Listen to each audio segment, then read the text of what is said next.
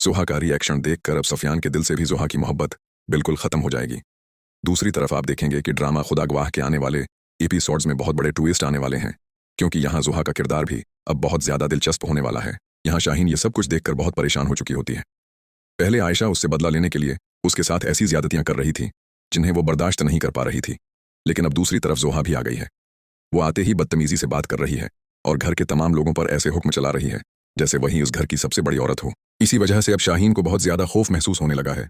उसे समझ नहीं आ रहा कि आने वाले वक्त में हालात किस तरफ जाएंगे। दूसरी तरफ अरीशा अपने भाई से कहती है, भाई, मुझे ये लड़की बिल्कुल भी पसंद नहीं है। तुमने उससे शादी तो कर ली है, लेकिन मुझे ये जरा सी भी अच्छी नहीं लगती।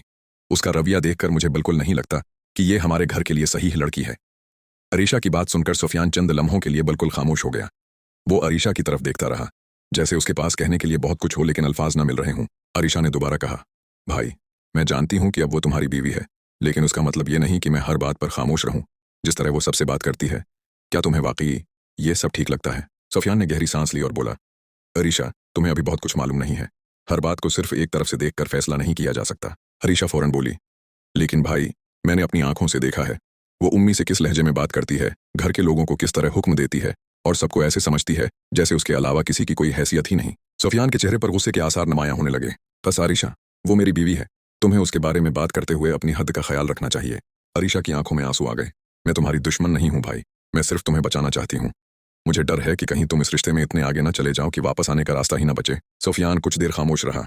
अरीशा की बातें जैसे उसके दिल में उतर रही थीं। फिर वो आहिस्ता से बोला, शायद तुम ठीक कह रही हो। अरीशा ने हैरत से अपने भाई को देखा।